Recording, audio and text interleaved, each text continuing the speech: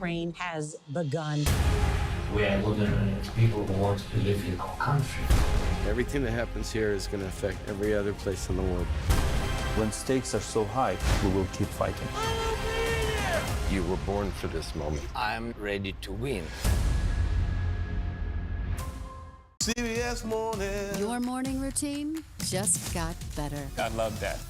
CBS Morning.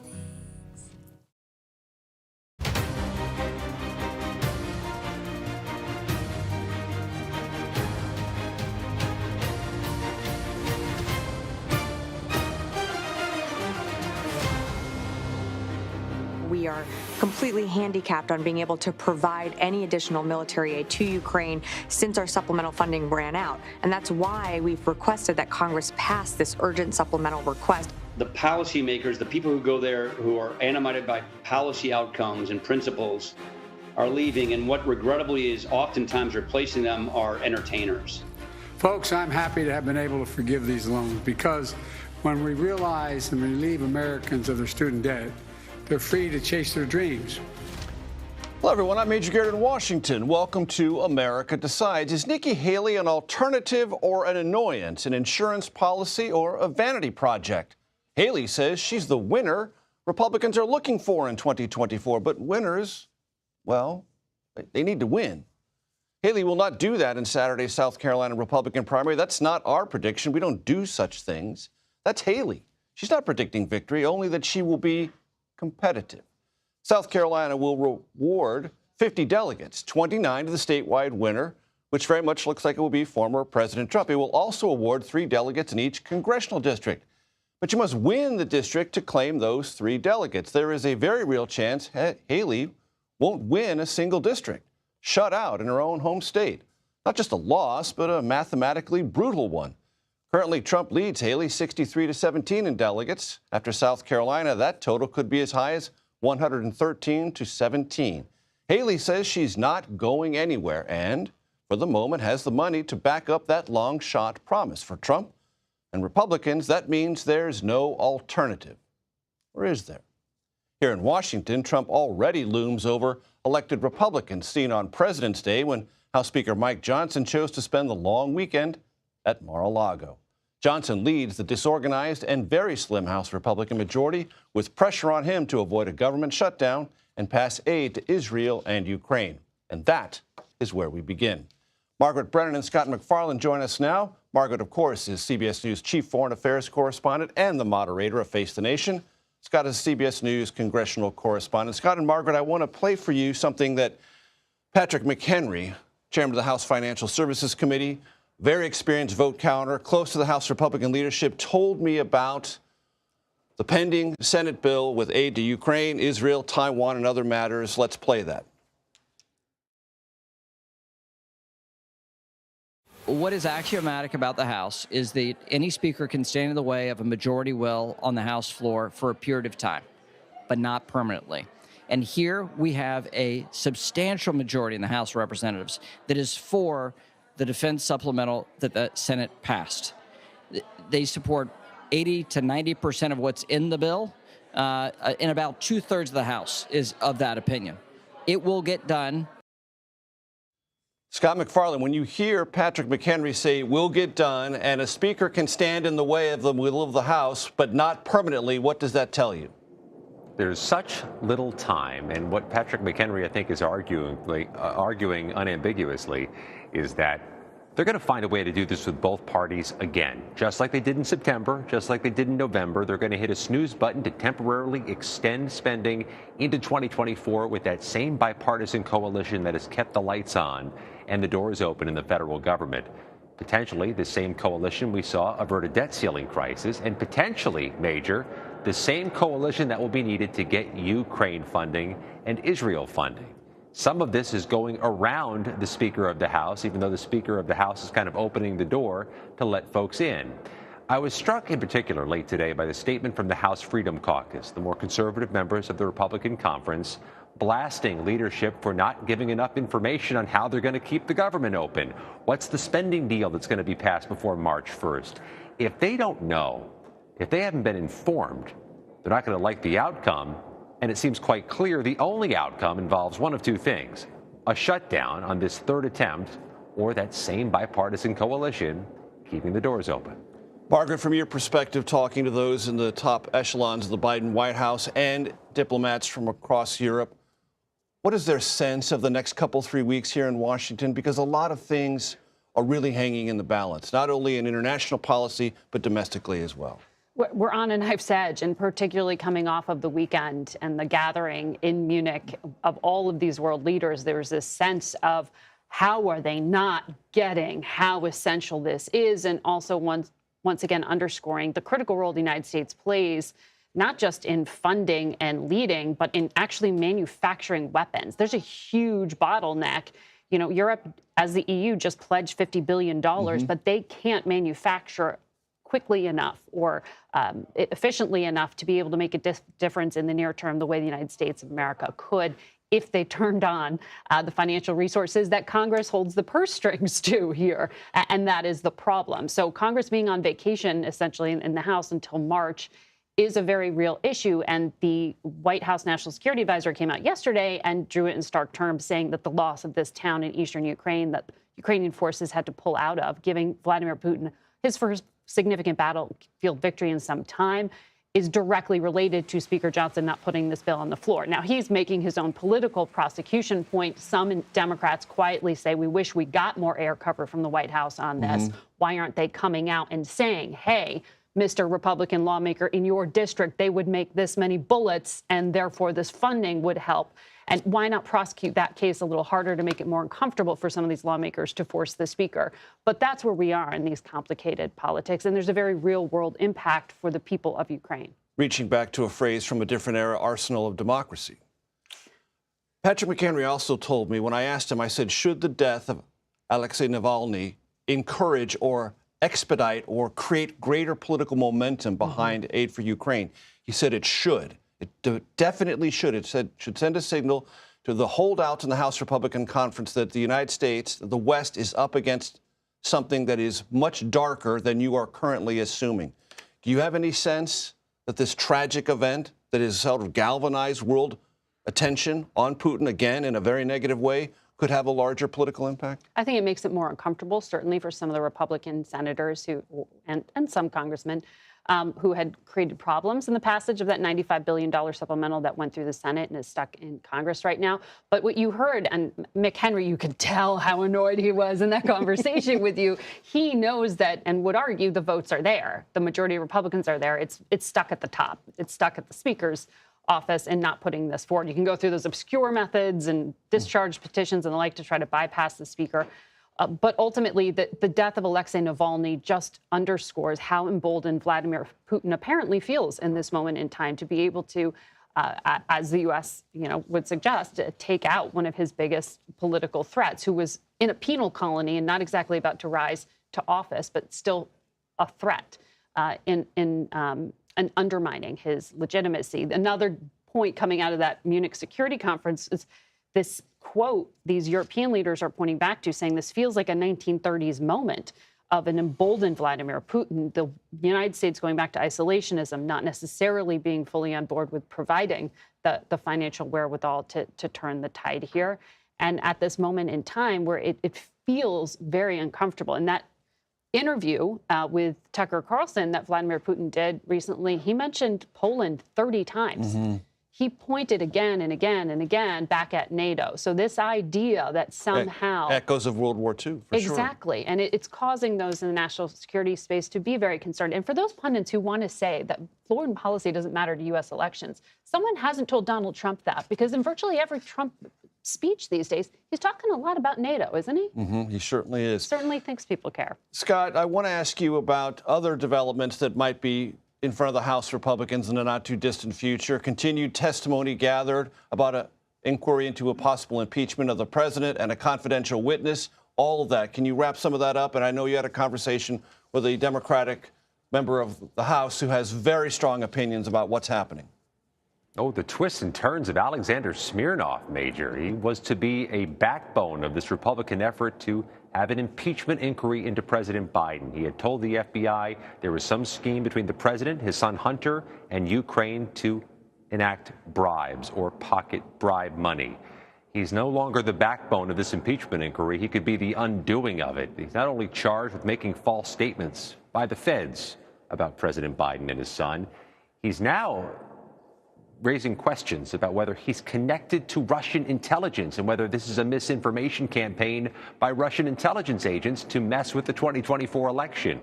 We spoke with Republicans today who say they will proceed ahead, that their whole impeachment inquiry is not based on Alexander Smirnov. Democrats say this thing's got to end, that this should be a death knell to any inquiry. Here's Dan Goldman from New York. The time for asking inquisitive questions was finished about a year ago. And now the Republicans are using an official committee of the Congress, in fact, several official committees, to simply do partisan bidding for Donald Trump that is being pushed and supported by Vladimir Putin and Russia. Major, this was to be a landmark day in the probe. They brought the president's brother James here to Capitol Hill for questioning behind closed doors. Instead of talking about that, they're answering questions about Alexander Smirnov. And I'll tell you this, from being outside that room all day, Jim Jordan, top Republican on the House Judiciary Committee, left hours early, didn't even stay for the end of James Biden's interview. Scott McFarland on Capitol Hill, Margaret Brennan here at the desk with me. Thank you both so very much. And by the way, that interview with Patrick McHenry was from my podcast, The Takeout. You can listen to this week's episode of The Takeout right now. Put it ahead 2 days early. You can find it wherever you get your podcasts. President Biden is out west fundraising. We will check in on his re-election campaign. That is next. You're streaming America Decides.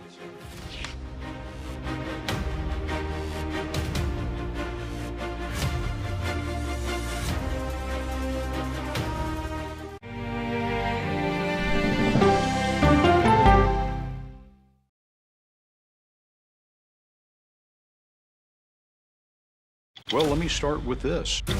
This really happened. Have you told the government? Did any of that make sense? What's your response? You want me to just What's wrong with that argument? What have you learned? Do you know why? Why? Why? It's time for 60 Minutes, Sunday on CBS. An original documentary from CBS Reports. Since you started La Soup in 2014, do you have any sense as to how much food you've rescued from the landfill? We've rescued 4.5 million pounds. I can't even fathom how much food that is. And that's one little person in one little city in America. We're going to call this chicken piccata. We did 450 of these meals today. This is the exact dish that you and I are going to have. Yep. Oh, my God. Is it good? Mm-hmm. Having a plan of how to keep people fed should be in every single city. So if we eliminated food waste, could we eliminate hunger? Yes. Eating Trash, now streaming on the free CBS News app. At this moment, terrorists could be plotting another attack. 9/11 triggered a counter-terrorist system that included a secret database. This person needs a closer look. A growing list of nearly 2 million people, including some Americans who say they're innocent. On 1 hour flight, I have to spend 6 hours to go and come back. CBS Reports explores the system, the people responsible for it, and those pushing for change. I'm not fighting against them. I'm fighting for them to do the right thing. The Watch List, now streaming on the free CBS News app. He was there when the war in Ukraine started. Extreme history. It's a big moment. The extraordinary story behind Sean Penn's new Paramount Plus documentary, Superpower, when we go person to person. An original documentary from CBS Reports. AI is among the most world-changing technologies ever. Curing diseases, scientific breakthroughs, making lives better. It can help us with medical discoveries, scientific discoveries, doing better agriculture, having cures for things like Alzheimer's. It's also going to really transform the way we work. The uplifting potential of artificial intelligence is limitless. It gives you a friend, somebody to chat with 24/7 that is non-judgmental. He makes me feel loved and desired. And so are its downfalls. The problem with all this AI is that it's unpredictable and uncontrollable. The choices we make now will have lasting effects for decades, maybe even centuries. The ChatGPT revolution, now streaming on the free CBS News app. It's like a screenplay, something straight out of Hollywood. Human remains found this week. The mystery would haunt investigators for years. A gripping true crime original, 48 Hours, now streaming on the free CBS News app. How can we become our best selves? that may be more about character than talent. The ultimate mark of your potential is how far you've climbed, not how high you've gone. Realizing your true potential with Adam Grant as we go person to person.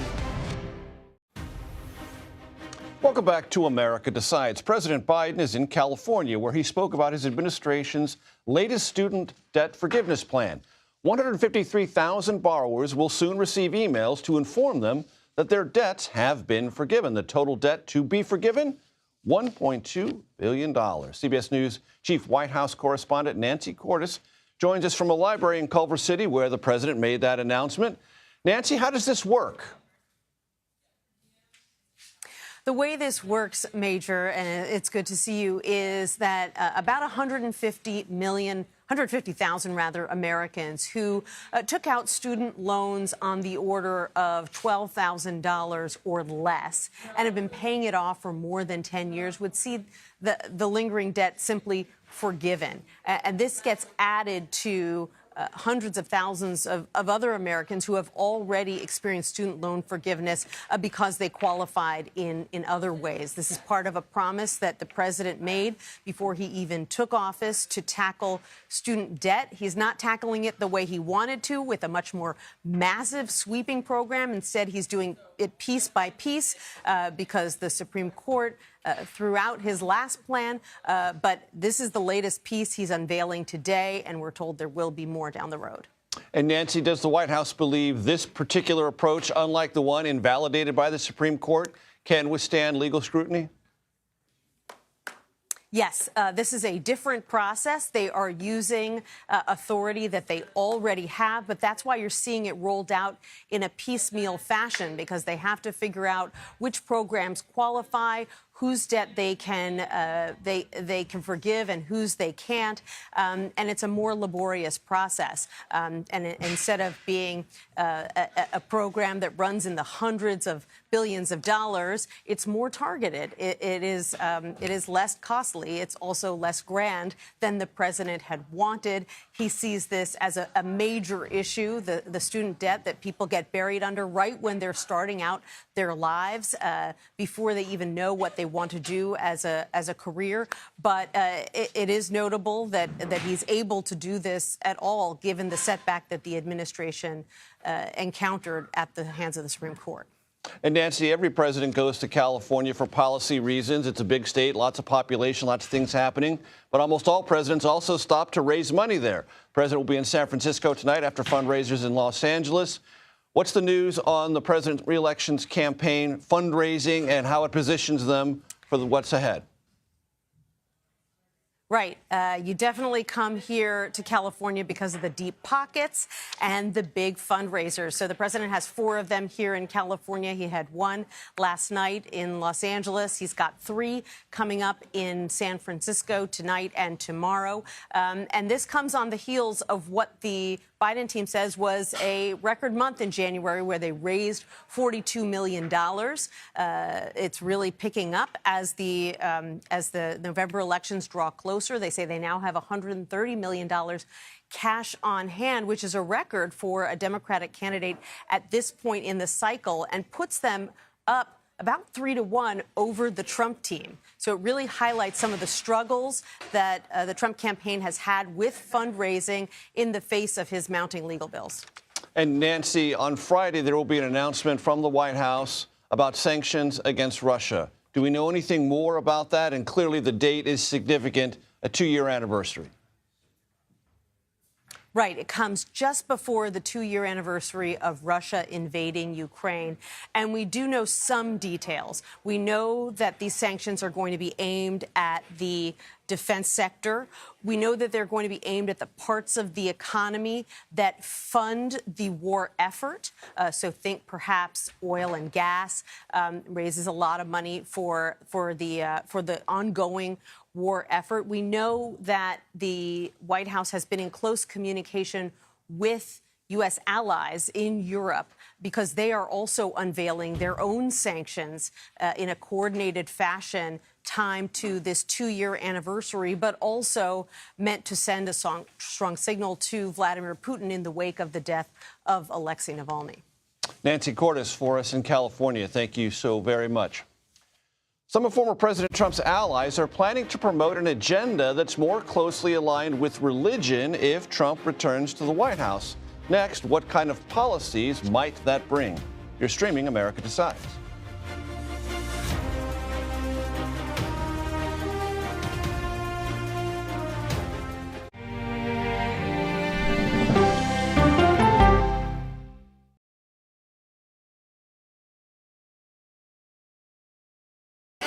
Hey there, welcome to The Uplift. I thought she was a groom, and I stepped back and I went, oh, you're the queen. She's going to be with me every instant that I'm alive. I just wanted to see if you'd go to Disneyland with me today. I look over at him and he's smiling. I'm going to remember that the rest of my life. They told us when he was going to be born, he was only going to live for 30 minutes. It's really a miracle that he's with us today. The Uplift. Stream now on the free CBS News app.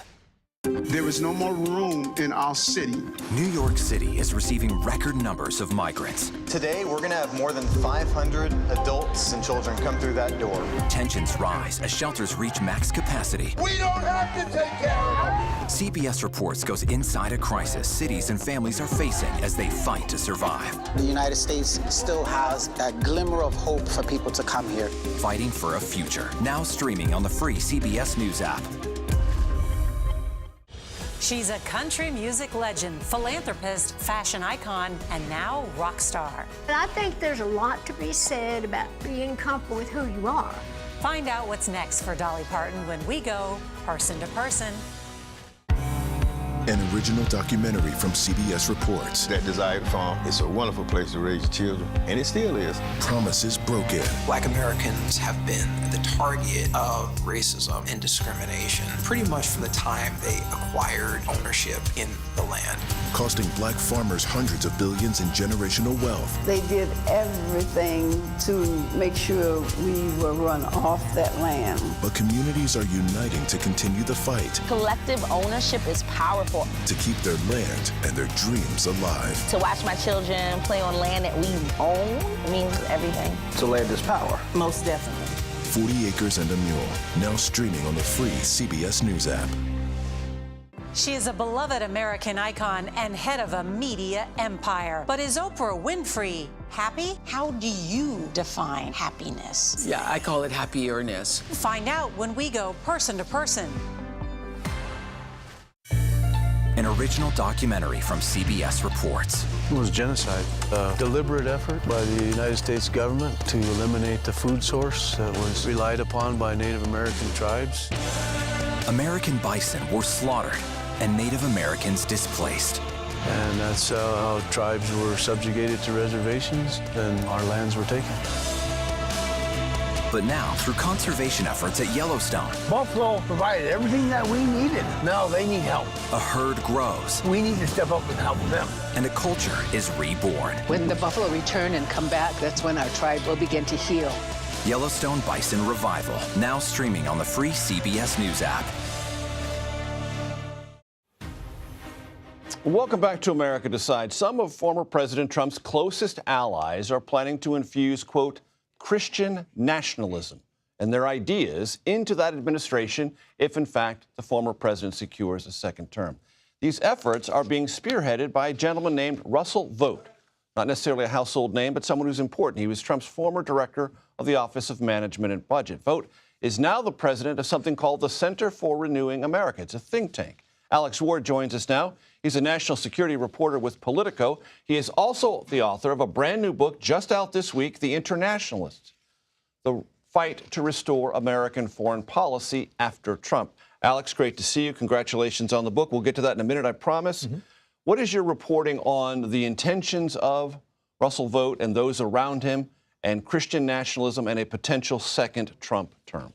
So Russell Vought, as you noted, runs the Center for Renewing America, and that is a Trump-aligned think tank. He's the former Office of Management and Budget Director, and Russ is part of this constellation of actors that are preparing Trump and everyone around him for a second term.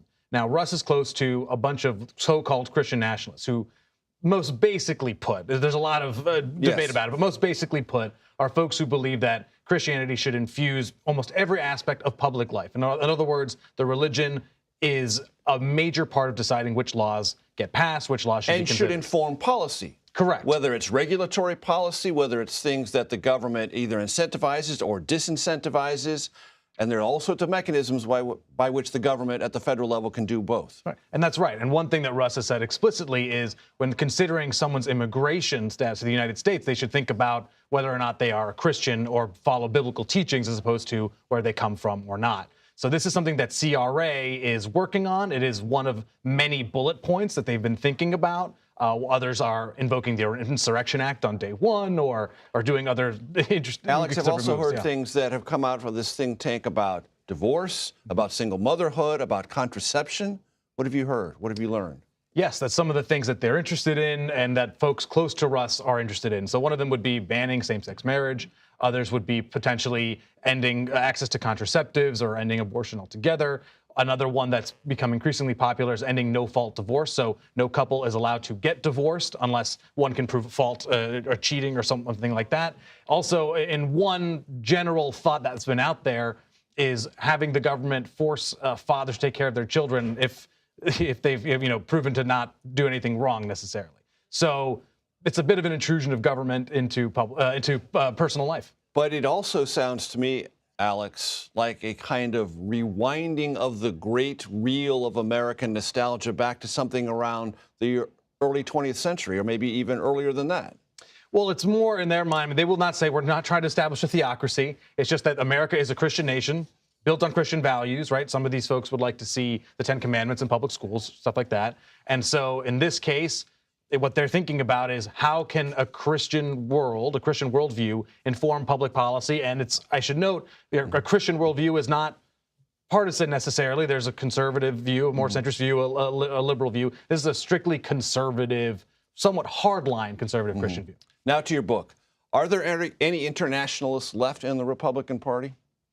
Yes, there are some. The question is, would they serve in a second Trump term? And it doesn't seem that likely. Perhaps a Robert O'Brien, who was the last national security advisor, he's still around. But mostly it is a lot of MAGA folks, more restrainers looking inward. Some would call them nationalists. Is isolationist too strong a word to describe them in the Trump orbit? Yes, it is, because they are still willing to do things in the world. For example, perhaps bombing Mexico, drug cartels in Mexico, going after terrorists abroad, just because they don't necessarily want to entangle America into foreign wars and necessarily get much closer to allies and have America do what it wants in the world, regardless of everyone else, doesn't necessarily mean that they are isolationist.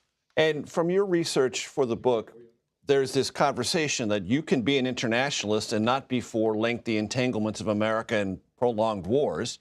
You can be someone who's in favor of global alliances and shared values and not be for endless wars.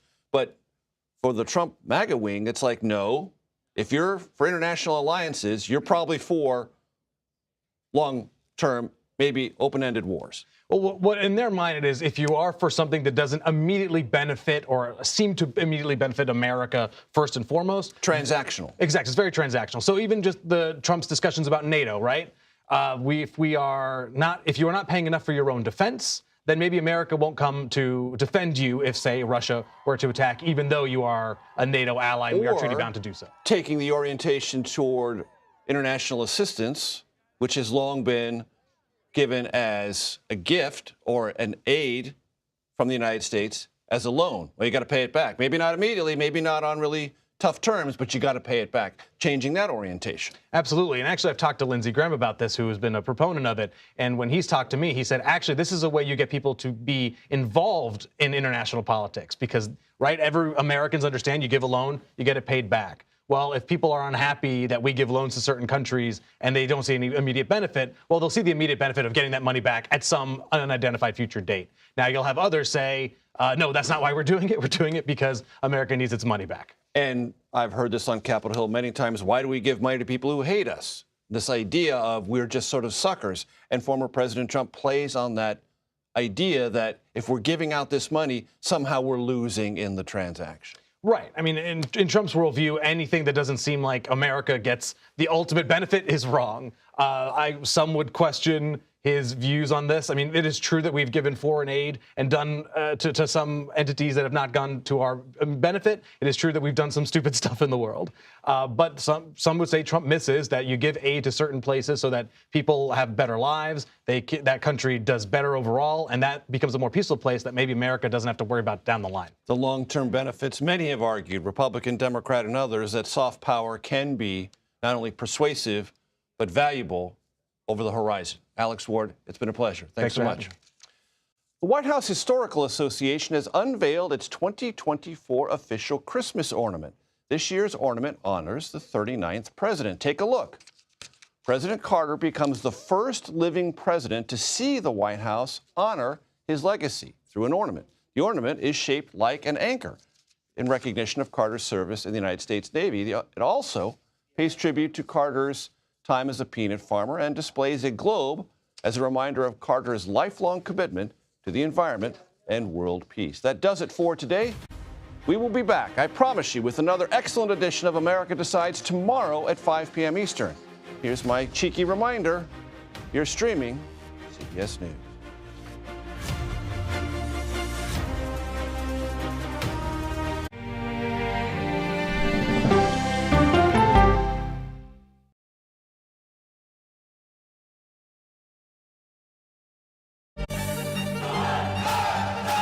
Original documentary from CBS reports tensions rising between a powerful country and a vital island. The supply of this technology came grinding to a halt. The world would grind to a halt.